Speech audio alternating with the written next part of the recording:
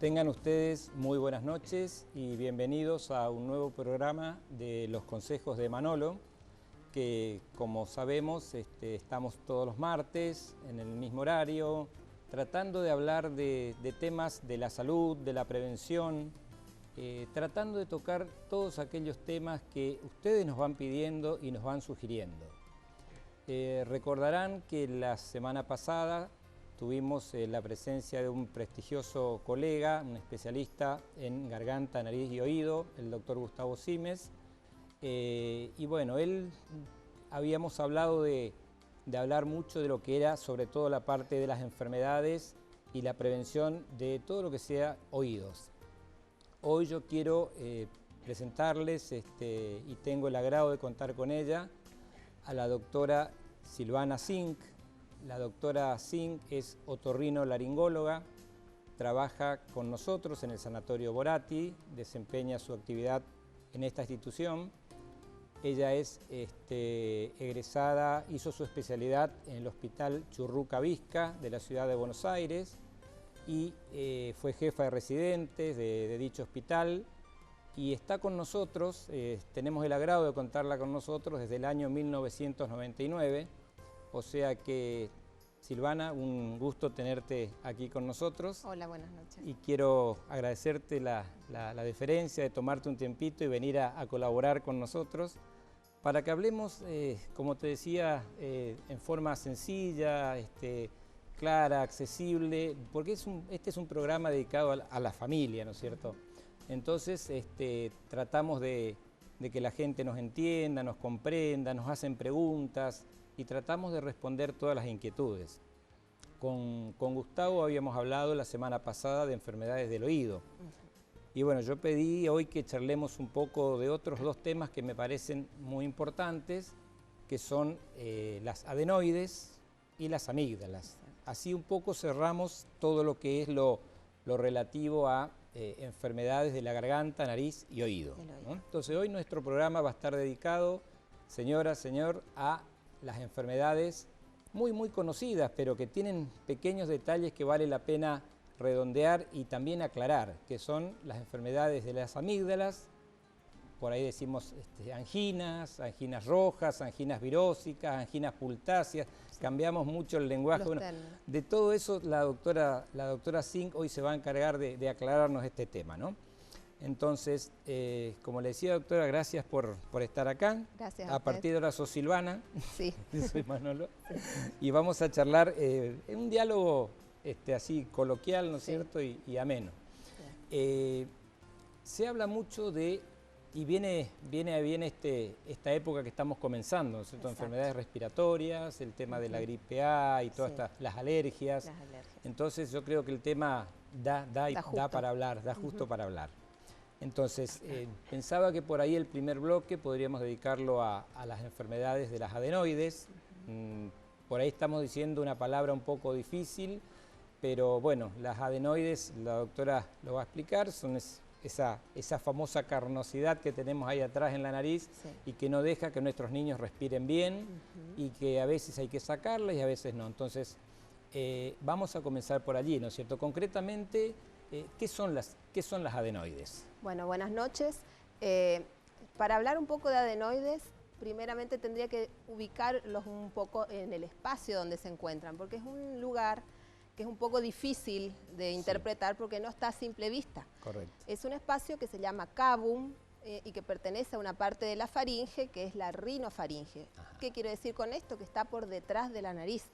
Por lo tanto, para poder verlas es muy difícil hacerlo en un examen manual normal en consultorio.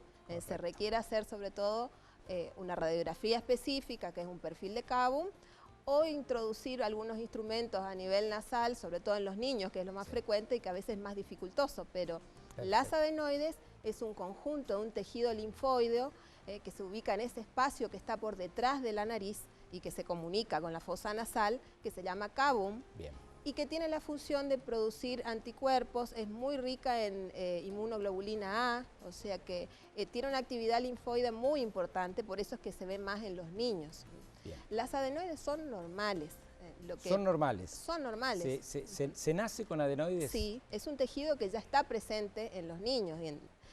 pero que en algunos pacientes y a veces con la actividad linfática o alérgica que puede tener cada niño, pueden aumentar su tamaño y ahí es donde produce síntomas. ¿No? Bien, podemos ver hay unas imágenes que hemos preparado como para explicar un poquito esto de adenoides, ¿no? Si, por ejemplo, creo que pueden llegar a divisar, ¿no? Sí. Esto es un poco lo que decía la doctora, ¿no es cierto? De dónde están ubicadas las adenoides, ¿no? Sí. Eso que está señalado ahí. Entonces, porque la gente, me decía hoy la doctora, tiene el concepto de que las adenoides son esas dos formaciones que se ven al abrir la nariz. Al ¿no? mirar y levantar la punta de la nariz. Esos son los cornetes, no tienen nada que ver con la adenoide. Entonces, esta es la adenoides, está ubicada ahí. Esta podríamos decir que, claro, lo que va a hacer seguramente en algún momento, si crece, comenzar a dar síntomas, ¿no? Exactamente. Ahí está, esa ya es... Esta ya es un poco inflamada, digamos. Vieron que está por detrás de la nariz, en un espacio que va desde la base del cráneo hasta lo que es el paladar blando. Perfecto. Y eso tiene que haber una columna de aire que va desde la parte de las fosas nasales hacia abajo y que debe pasar correctamente. Cuando está disminuido ese tamaño, esa entrada de aire, es que el paciente tiene síntomas, ¿no? Perfecto. O sea que las adenoides son un tejido normal con el cual todos nacemos. Sí. Que algunos, los que no fuimos operados de adenoides, tuvimos la suerte de que se vayan atrofiando, disminuyendo, desapareciendo, sí. Y los que fueron o tuvieron que ser operados, quiere decir que en algún momento le produjo algún malestar, alguna obstrucción, ¿no es cierto? Obstrucción. ¿Cómo uno puede, a partir de qué edad uno puede decir, porque uno, yo desde el punto de vista de la pediatría, por lo menos a veces a los 3 meses me dicen, mi bebé duerme con la boca abierta y respira todo el día con la nariz tapadita y entonces no tendrá adenoides. O sea, ¿cuándo uno puede decir, a partir de cuándo podemos empezar a pensar en las adenoides, ¿no? Claro. En general, cuando son tan pequeños, a los 3 años, a los 3 meses, una de las causas más frecuentes de que el niño ronque o respire por la boca o tenga molestias para respirar es la rinitis del lactante, que es más frecuente, ¿no es cierto? La hipertrofia o el agrandamiento de las adenoides a esa edad de la vida es difícil. En general, el agrandamiento de las adenoides suele ocurrir desde los 9 meses en adelante, generalmente hasta los 3 años, donde tienen mayor actividad y mayor posibilidad de aumentar su tamaño. Y después, teóricamente, tienden también a reducir el tamaño solo. Eso sería lo lógico. Sí. No siempre ocurre eso. O sea, porque también la otra consulta o la duda con la que van las mamás al consultorio es si tiene, me diagnosticaron que tiene crecidas las adenoides, pero que tenemos que esperar hasta los 3 años, 4, porque a lo mejor desaparecen o se reducen. Sí. Digamos, ¿es realmente así? Lo que pasa es que a veces no nos guiamos solamente por el tamaño radiográfico, sino que hay que ver también el cuadro clínico que presentan los niños, ¿no es cierto? Claro. Hay que tener en cuenta la respiración, si hace apneas, qué son las apneas, como esas pausas al respirar y que el niño por ahí parece que se ahoga y que es lo que más le preocupa a los padres. Claro. Si hace otitis muy reiteradas, o sea, hay que ver si tiene mucha tos, broncoespasmos, o sea, hay que ver en conjunto. Lo que nosotros...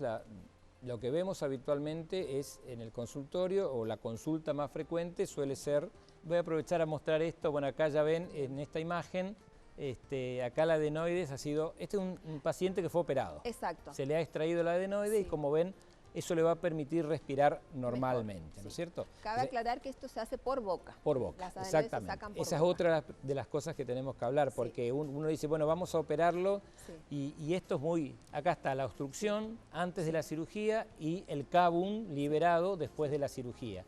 La gente tiene el concepto, o sea, obviamente que no deja de ser una cirugía, y uno tiene que tomar todas las precauciones. Exacto, por eso la indicación también tiene que ser Entonces, cuidadosa.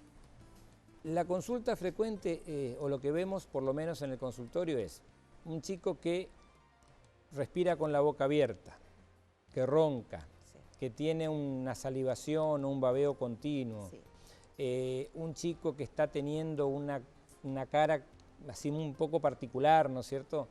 Y sobre todo chicos que consultan frecuentemente por problemas respiratorios o de amígdalas, de garganta, que es lo que vamos a hablar en el otro bloque. Sí.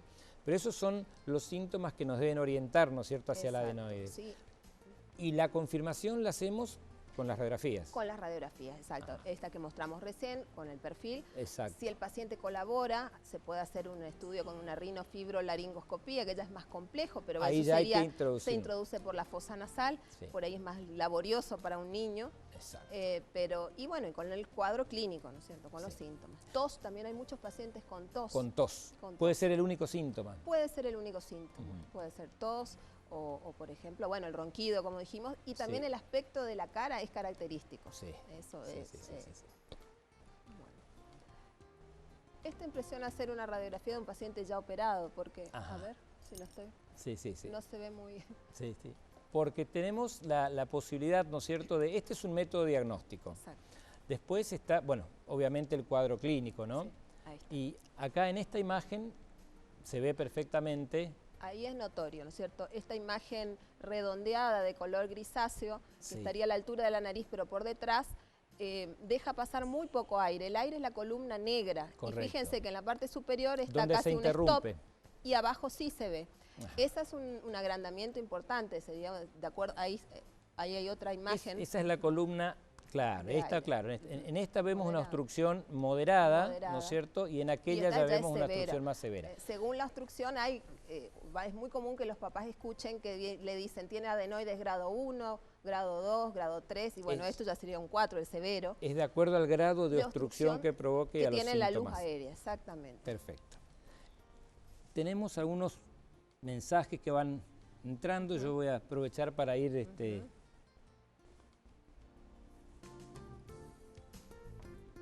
Dice, doctora, esta es para... Sí. Mi sobrino tiene 5 años y siempre al dormir tuvo dificultades, ronca mucho. ¿No es muy chiquito para roncar? No, era lo que veníamos diciendo. Exacto. Antes se tenía un criterio que decir, no, hay que esperar hasta los 8, 9 años a que se reduzca de tamaño solo, porque Sí. es una de las evoluciones, Sí. a ver si con eso mejora y nos opera. Claro. Como les decía, no es normal que el niño ronque y tampoco es normal que el niño haga pausas o las famosas apneas, que son Claro. esos ahogos. Claro. O sea, no... ¿Cuál sería, desde el punto de vista del otorrino, o sea, del especialista, cuáles serían los criterios para decirle a los padres, bueno, miren, hasta acá llegamos, ya esperamos, ya nos tomamos un tiempo suficiente, hay que operarlo por esto y por esto, ¿no es cierto? O sea, ¿cuáles serían los criterios, así 3 o 4 criterios básicos para decir, bueno, no hay alternativas, tenemos que ir a una cirugía? Claro. Por ejemplo, en el caso de que tengamos una placa radiográfica como una de estas últimas, que era la hipertrofia severa, bueno, eso tiene indicación. Es muy poco probable que ese niño respire, no haga apneas o respire bien, digamos. Las apneas, recordemos, son las pausas respiratorias. Las ¿no? pausas respiratorias por una obstrucción parcial o completa de la vía aérea superior y en la cual deja de oxigenar correctamente, vamos a hablar términos. Entonces, eso puede traer trastornos a la larga si no se corrige, ¿no es cierto? Correcto. ¿Es cierto que, por ejemplo, un chico que tiene una adenoides importante, una obstrucción severa, puede ser desatento en la escuela, puede tener un déficit de atención porque no le está llegando suficiente oxigenación? Sí, es frecuente y aparte como son niños que una característica que tienen es que tienen un dormir muy inquieto, o sea, adoptan una posición en la cual a veces hiperextienden la cabeza, nunca se levantan del mismo lado, dan vueltas en la cama, tiran la almohada, la frazada, a veces se orinan en la cama, babean mucho, o sea que son todos síntomas de que el niño está teniendo una obstrucción y que busca esas posiciones como para respirar mejor. Claro. Y al día siguiente pasa muchas veces lo que decís, o que está dormido o al contrario que está muy inquieto y puede traer trastornos de concentración y a veces o de conducta o de aprendizaje. Sí, yo siempre les digo cuando uno por ahí dice, bueno, parece que llegó el momento de operarse y bueno, por supuesto los papás somos un poco reticentes porque a la cirugía, ¿no? Pero hay un antes y un después de la operación, ¿no es cierto? Hay un cambio tremendo en el niño, no solo en la forma de respirar, ¿no es cierto?, sino en su comportamiento, en la conducta, en el todo, hábito ¿no? alimentario también, tiene mucho que ver. Exactamente. Una cosa más que es importante decirlo, que también no es solamente el tamaño, como tiene tanta relación el tamaño de las adenoides con los oídos, mucho de lo que habló Gustavo, de la famosa otitis o otopatía secretora, hay muchos chicos que consultan por hipoacusia, porque no escuchan bien. Y en esos casos, aunque las adenoides no sean tan grandes, si tienen una pérdida auditiva moderada y que no mejora con tratamiento médico, también es indicación quirúrgica, así que eso es importante. O sea que también es una indicación. Porque un niño que no escucha bien puede tener problemas de aprendizaje y también de lenguaje, ¿no es cierto? Mire, acá hay yo sabía que esta pregunta se venía. Sí. Dice, doctora, mi nieto fue operado de adenoides, pero sigue con la boca abierta y sigue teniendo tos. Bien. ¿Qué pudo haber pasado allí? Bueno, esa es muy buena la pregunta porque es una de las cosas que en general los que hacemos otorrino y más de nada en niños, siempre tratamos de advertirles y avisarles a los papás. ¿Qué pasa? El niño está acostumbrado a respirar por la boca o respirar de esa forma mucho tiempo. Una vez que uno saca las amígdalas o las adenoides en este caso o las dos cosas, el niño tiene que aprender a respirar. Entonces, lo ideal es mandarle a hacer un tratamiento o que haga una reeducación con una fonoaudióloga para corregir ese mal hábito respiratorio. Perfecto. Y la otra cosa que es muy importante recalcar, que la mayoría de estos pacientes tienen un terreno alérgico de base. Suelen tener antecedentes de bronquitis, rinosinusitis. Entonces, con la cirugía uno mejora la obstrucción, pero no curamos la alergia. Claro. Por lo tanto, si el niño no hace un tratamiento posterior o se congestiona, y ahí son los casos que por ahí vuelve a roncar o respira por boca y el padre o el familiar le dice, no, le crecieron de vuelta. Entonces eso es importante aclarar. Claro, exacto. Y también siempre le decimos, ¿no es cierto?, que lo que decía Silvana recién, que en el periodo posterior inmediato a la cirugía, el chico como que se nota la mejoría, pero si estuvo mucho tiempo, le va a llevar, ¿no es cierto?, a aprender a respirar. Es como aprender a respirar de nuevo. Es la famosa reeducación foniátrica que hacen los fonodiólogos, ¿no? Exacto, sí. Pero lo que sí uno ve es que esos chicos que se engripaban frecuentemente, que tenían anginas, que tenían otitis, que vivían en el médico, con un cuadro respiratorio, mejoran. Y dejan de venir, ¿no es cierto? Sí. Bueno, nos siguen entrando un montón de mensajes. Vamos a hacer una última antes del corte. Sí. Doctora, si tengo mi hija, ¿puede ser que la adenoide le disminuya la audición porque escucha menos o simplemente tendrá tapados los oídos? Bueno, un poco lo que hablábamos recién, ¿no es cierto? Sí. Después otra que me dice, mi hija tiene defectos en la pronunciación. ¿Esto tiene que ver con adenoides, amígdalas o las dos cosas? Puede ser, está bien hecha la pregunta. Ahora le vamos a dedicar el tema a las amígdalas. También al otro, pueden ser las dos cosas. Sí. Entonces tenemos, para redondear este tema, tenemos a las adenoides, las describimos, sabemos qué son, cuáles son los síntomas, no lo olvide señora, un chico que duerme con la boca abierta, que respira por la boca, el famoso respirador bucal, el que ronca la noche, el que tose mucho, se babea, se enferma frecuentemente, puede tener una adenoides crecida. Exacto. Lo que corresponde es la consulta con el especialista y que lo evalúe si corresponde o no un procedimiento quirúrgico, ¿no es cierto? O a lo mejor un tratamiento que, dado que la magnitud o las características no son para operarlo, pero lo que sí es que, como decimos siempre, tratar de aliviar porque cuando uno está congestionado, no puede dormir a la noche, imagínense lo que significa estar todos los días y todas las noches con la nariz tapada. Esto fue adenoides. El próximo bloque lo vamos a dedicar a otro tema muy importante que son las amígdalas.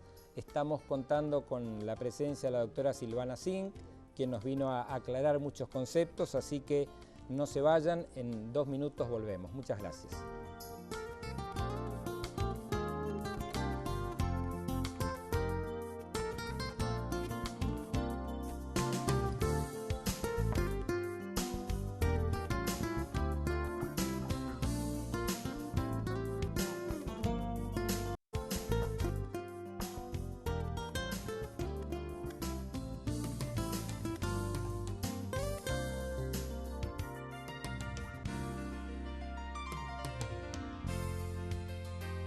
Bueno, estamos de vuelta, gracias por estar allí. Estábamos charlando con Silvana recién en la pausa y hay algo que también queremos aclarar, ¿no es cierto? Que a raíz de todos los mensajes que están entrando y están todos muy relacionados con los chicos que respiran con la boca abierta, si tienen adenoides, cuándo se operan o no.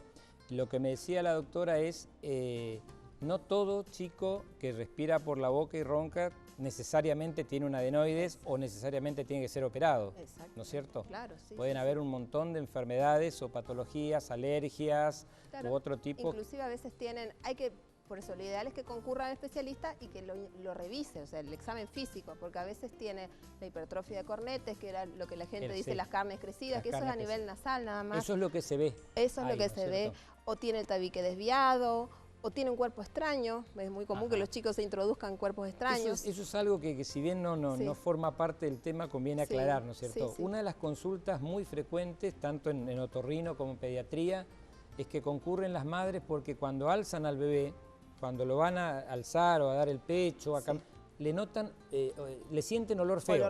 Olor feo en la nariz. Exacto. Entonces empiezan, bueno, no son los dientes, no, obviamente, no son las... El tema es que a veces tienen metidos en las fosas nasales, en la nariz, un cuerpo extraño. Exacto. Ese cuerpo extraño puede ser un papel, puede ser una bolita de tergopol, puede ser un pedacito de goma espuma, semillas, una tapita de virome, semillas. Y eso que permanece ahí 15, 20, 30 días y que la mamá no se dio cuenta, genera esa infección y genera ese olor, ¿no es cierto? Que ustedes deben estar cansados de sacar esa... Es frecuente, sí. Antes nosotros sacábamos, ahora ya les derivamos a ustedes. Sí, exacto. Bueno, tenemos un par antes de empezar con las amígdalas, que es el tema de hoy, un par de preguntas que dice, doctor, ¿por qué mi hermana habla muy alto, muy fuerte? ¿Adulto o niño? 14 años. Lo ideal sería, se mezcla ahí un poco con el tema de Gustavo de la semana pasada. Muchas veces las personas que hablan con un volumen muy alto es porque escuchan menos. Exacto. Entonces, en principio, revisar los oídos. Lo ideal sería que sea un tapón de cera, porque uno hace una limpieza y soluciona. Está solucionado. Pero si el oído es... la otoscopía es normal y el paciente tiene antecedentes de, por ejemplo, utiliza los famosos MP3, o lo que se habló también por el ruido, hay que hacer una audiometría. O sea, una audiometría. Perfecto. Y de ahí, bueno, se verá qué hacer. Dice, doctora, quiero saber por qué mi hija duerme inquieta, da vueltas en la cama y no puede conciliar el sueño. Y ronca. Y bueno, es todo lo que estamos hablando, ¿no es cierto? Gira mucho en la cama, tiene ojeras. Lo que hablamos un poco. Un poco, bueno, damos vueltas sobre Vamos a enfocar ahora otra área muy relacionada con las adenoides también y que son las amígdalas, ¿no es cierto? Esas formaciones que tenemos en la boca y que son, yo creo que quizás una de las causas más frecuentes de consulta en el consultorio ambulatorio externo, tanto del pediatra como del otorrino y el adulto también, ¿no? ¿Quién no tuvo una angina? Entonces vamos a comenzar por lo más básico, ¿no? Es lo mismo angina roja, amigdalitis, placas de pus, un poco cómo podemos diferenciar como para hacer una introducción. Claro, ¿no? bueno, ahí también habría que hablar un poco de la parte de la anatomía, porque ¿dónde están las amígdalas, de las famosas? Tenemos algunas imágenes de amígdalas, sí. Es el espacio, acá está, la orofaringe, que eso está delimitado entre el paladar blando, donde están los pilares, la úvula o la campanita, como la gente dice, y a los costados suelen haber dos imágenes que suelen ser redondeadas, que son las amígdalas palatinas o las amígdalas. Ahí se ven. Estas son las amígdalas palatinas. Todos tenemos también amígdalas, o sea, es normal su presencia. Todos nacemos con las amígdalas y esperemos que sigan en normales su por lugar. mucho tiempo. Y abajo de esas hay otras pequeñas que son las amígdalas linguales, que no se ven, pero también, o sea, todo esto constituye un anillo linfático que se llama de Waldeyer, que es justamente de productores de anticuerpos. ¿Qué hay de cierto, doctora, con el tema de que, digamos, las amígdalas son como un mecanismo de contención o de defensa en esta primera etapa? Entonces también ahí está el otro tema, cuando uno dice, bueno, vamos a operar, vamos a sacar las amígdalas, pero no, le estamos sacando un mecanismo que es de defensa. Sí. Es una común pregunta de los papás. El hecho de sacarlas cuando tienen indicaciones, y por eso es importante después que hablemos, ¿cuáles son las indicaciones precisas? No disminuye las defensas del niño. ¿Por qué? Porque hay todo en la mucosa faríngea, por detrás de la úvula hay un lugar que se llama faringe que tiene folículos linfoides, o sea, siguen produciéndose anticuerpos. El paciente no queda desprotegido. O sea que va a estar protegido igual, con amígdalas o sin amígdalas. Sí, perfecto. Exactamente. En la consulta habitual, o por lo menos lo que uno ve, es que el chico, independientemente de la edad, un lactante, obviamente que en el recién nacido es más difícil, pero en el lactante, ese que va en su primer año, en el niño, los primeros síntomas sean fiebre, a veces dolor de garganta, y va a la consulta y generalmente va al pediatra o va a la guardia. Sí. Y el diagnóstico es angina roja. Angina roja. Entonces, un antitérmico, un antifebril y a esperar la evolución. Sí. ¿Es lo correcto? Es lo correcto, o sea, muchas veces los padres también en la desesperación de que el niño está inquieto, no come, está con temperatura, se queda más tranquilo si uno le da un antibiótico. No es lo ideal, lo ideal es justamente darle un antitérmico y si se pudiera, lo ideal es hacer un cultivo de fauces. Exacto. O sea, tratar de identificar si esa infección es bacteriana o viral o micótica. Hay test rápidos, ¿no es cierto? Los exactamente, eso es una ventaja porque hay un test que es un test rápido para detectar el estreptococo, que a los 40 minutos, 30 minutos el resultado ya está disponible. Entonces, uno ya podría también actuar con más celeridad. Si uno, por ejemplo, tiene un chico que consulta, tiene fiebre, le duele la garganta y tiene la garganta roja, le hacemos un test que es el hisopado y esperamos 30, 40 minutos y da positivo. Eso quiere decir que necesariamente hay una infección bacteriana y que necesariamente debe recibir un antibiótico ahí, ¿no es cierto? Porque a las 48 horas va a estar peor. Exacto. Y después está el otro, el que uno le medica con un antitérmico y a las 48 horas comienza a mejorar. Claro. ¿Qué pasó allí? Claro, esos tipos de faringitis suelen ser virales y generalmente acompañan también a un proceso general, como decía, fiebre, decaimiento, el chico llora, a veces tienen los ganglios inflamados, pero la faringe está congestiva, está roja, como se dice. Entonces, en esos casos, con un antitérmico, y bueno, haciendo nebulizaciones si fuera necesario, porque suele coincidir también con mucha congestión nasal, con mocos. Entonces, ahí lo que hay que hacer es fluidificar las secreciones, hacer lavajes nasales con solución salina, o sea, y generalmente mejorar el cuadro clínico. Sí, ¿por qué tanto los pediatras como los otorrinos, ¿no? tienen tanta insistencia en que cuando uno le da un antibiótico, porque asume que la infección es por una bacteria, ¿por qué se asume de que tiene que cumplir los días de antibiótico, sean 7, sean 10? ¿Hay algún motivo por el cual uno...? Porque a veces pasa que le dan 2 o 3 días el antibiótico, mejora el chico y ya no lo quiere tomar y se lo sacan o se lo cortan. Esto tiene su porqué. Tiene su porqué. Primero porque genera resistencia bacteriana si uno hace 2 o 3 días hasta que mejoren los síntomas clínicos y le suspende. Y otro motivo que por ahí es el más frecuente es que a la semana otra vez puede ser que vuelva con la misma, o con dolor de garganta y fiebre. Entonces dicen, bueno, hizo otra vez una angina. A lo mejor es el mismo cuadro que no completó el tratamiento correcto. Entonces, cuando hablemos de las indicaciones médicas, cuando uno a veces decía, bueno, si tiene más de 5 o 6 anginas en el año, indicación de cirugía, por ahí los padres dicen, bueno, pero ya me hizo 5 anginas cada 15 días. Entonces es importante completar el tratamiento. Perfecto. Y si el cultivo de fauces fue positivo, previo a instalar el tratamiento, lo correcto es una vez que sobre todo si es aislado el germen estreptococo. Lo ideal es una vez que se completa el tratamiento, que debería ser de 10 días, si es por vía oral, o si no inyectable puede ser, pero ahí es menos tiempo, hacer un cultivo de control. Correcto. Eso es lo ideal. Para ver si se erradicó la infección. Porque se contagian, y eso también es puntual, se contagian muchísimo con la boca, con la saliva. ¿Qué hacemos con un chico de 5 años que va a la consulta, se le diagnostica una angina, se le da un tratamiento antibiótico y viene la pregunta consabida, ¿no es cierto? ¿Va a la escuela? ¿No va a la escuela? ¿Puede ir? ¿Cuándo es el momento de volver a estar en contacto con los compañeritos? En general, uno prefiere que el niño se quede en la casa, ¿no es cierto? Sobre todo hasta que mejore la fiebre, el decaimiento. Lo ideal es que los primeros días no vaya. ¿Por qué? Bueno, es muy común el contagio por las gotitas de flujo, o sea, por el estornudo, la tos, por la saliva. Los niños pequeños suelen jugar, se introducen los útiles, o sea, juguetes en la boca y bueno, es fácil que se contagien. Correcto. Hay una pregunta muy interesante, ¿no? Y que esta yo la escuché en el consultorio. Doctores, una pregunta, dice, en la parte de las amígdalas se me suele formar a veces unos unos granitos de sabor agrio y del tamaño de un arroz. Bien. ¿Qué es eso? Claro, eso, la amígdala no siempre es redondita, lisa, sino que la amígdala tiene unas depresiones, como unos pequeños huequitos, que se llaman criptas. Y en eso a veces se depositan restos celulares, bacterias. La boca no es un espacio que tiene bacterias. Y eso queda ahí en la amígdala. Y eso queda, que tiene un olor, o sea, es medio duro, blanco grisáceo y un olor muy fétido. Eso es típico de las amigdalitis crónicas.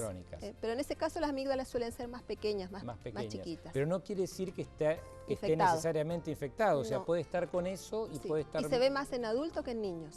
Sí. Si la persona que pregunta es un adulto, ¿no? Sí. Doctor, ¿es bueno automedicar con antibiótico a un niño cuando tiene anginas? Porque las anginas se ven... Claro.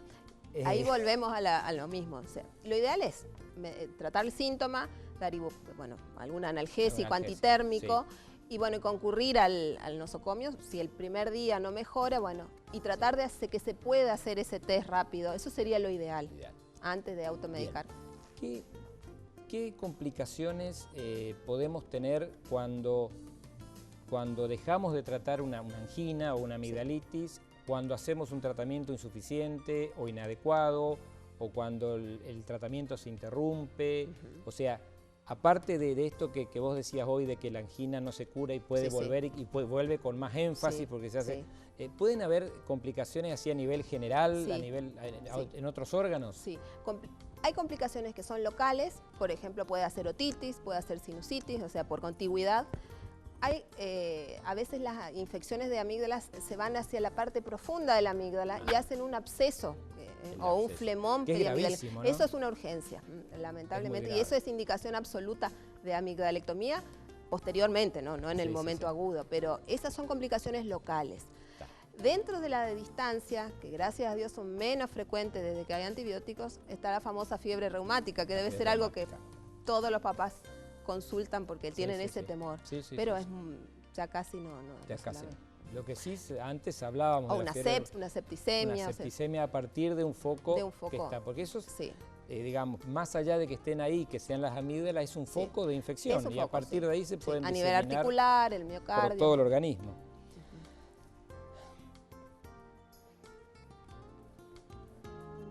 Bien, después me preguntan, dice, relacionado un poco con el tema anterior, ¿no? ¿Cuándo es indicación de sacar amígdalas, adenoides y cuándo las dos? Claro. Bueno, eso depende mucho del cuadro clínico y del tamaño, porque por ejemplo, si las adenoides tienen un tamaño grado 3, o sea, son importantes el tamaño, el chico hace otitis o rinosinusitis a repetición, y también las amígdalas son grandes. ¿Qué quiere decir grandes? Que a veces casi se contactan en la línea media, y cuando están inflamadas más, es como que aumenta el tamaño, y eso es característico que el chico, ese sí hace apnea. Y en general cuando tiene hipertrofia o el agrandamiento de amígdalas es donde más apneas y las pausas respiratorias. Ahí obviamente que es indicación quirúrgica. Y no importa la edad. Ahí no tiene nada que ver la edad. Si hace apneas, lo ideal... Las apneas son realmente un cuadro bastante desesperante, ¿no? Porque la apnea o la pausa respiratoria es cuando un chico está así roncando a la noche, por adenoides, por amígdalas, y como que se detiene la respiración, deja de respirar un tiempo y como parece que no recupera. Y bueno, esa es una de las tantas indicaciones precisas casi absolutas, ¿no es cierto? Entonces estamos viendo, las amígdalas ya las ubicamos, sabemos que pueden ser infecciones virósicas, pueden ser bacterianas, sabemos cuáles son las formas de presentación, porque fiebre, dolor de garganta, dificultad para tragar. Hablamos de las complicaciones que pueden ser locales, que pueden ser generalizadas. Los tratamientos que siempre recomendamos cumplirlos, ¿no? Siempre, y no hay que desesperarse cuando le decimos vamos a tomarnos esas 48 horas porque tiempo para poner un antibiótico hay, ¿no es cierto? Y también una vez que está puesto, decir, se lo pusimos de más, pero compramos el tratamiento porque por ahí sacar un antibiótico antes de lo previsto puede hacer más daño que ¿no? Dice, doctora, cuando dice, mi hija tenía adenoides, grado 2, Sí. y con el tratamiento con spray nasal disminuyó. Claro. Bueno, ¿Es factible?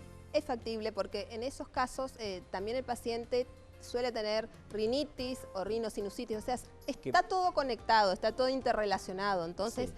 evidentemente en esta niña o en otros pacientes que tienen ese tamaño, haciendo un tratamiento para su rinitis, su rinosinusitis, mejoran y respiran, o sea, muchas veces se evitan la cirugía. Yo te voy a hacer una pregunta que es frecuente en el consultorio y que nosotros un poco decimos, bueno, la decisión la va a tener el otorrino y Sí. lo derivamos al chico, pero es cuándo, independientemente de la edad, vamos a tomar entre los 2 y 5 años, que es Sí. más o menos donde pueden estar con anginas y con amigdalitis y con adenoides, ¿cuáles serían las indicaciones precisas de decir, bueno, mire, hay que operarlo, hay que operarlo ahora, es el momento, porque si no después va a ser tarde, podemos llegar tarde? ¿Hay alguna serie de aditamentos que podamos decir sí o sí hay que Y bueno, operar? como siempre digo, vuelvo a los oídos, fundamental. Por eso es que a veces el niño consulta porque respira y ronca. Lo ideal es pedir la audiometría porque suele tener compromiso auditivo. Si tiene compromiso auditivo, es quirúrgico. Es quirúrgico. Si no respondió al tratamiento médico, no siempre previo.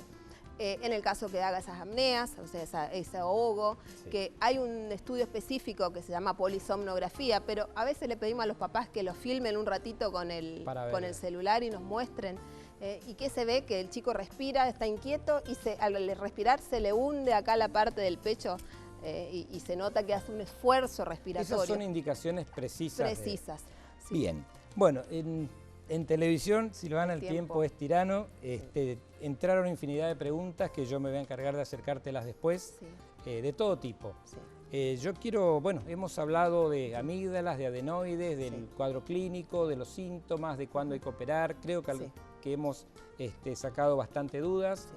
Así que yo quiero agradecerte por haber venido a colaborar con nosotros. Este es un programa de prevención, muy humilde, muy sencillo, pero que habla así de tratar de que las enfermedades no pasen a mayor y si es posible evitarlas, mejor. Sí. Así que desde aquí, con todo nuestro grupo de trabajo, quiero agradecerte. Seguramente te vamos a convocar en otra oportunidad porque hay cosas que por ahí nos quedan pendientes. Y bueno, Dios mediante, en una semana nos veremos de nuevo. Recuerden que este programa lo pueden volver a ver el sábado a las 13 horas y que el martes que viene a las 21 es la cita con un tema de actualidad por la prevención, por la salud, por el bienestar de nuestros niños. Muchas gracias por estar ahí. Gracias, doctora. Gracias. Y hasta la semana que viene. Gracias, como siempre.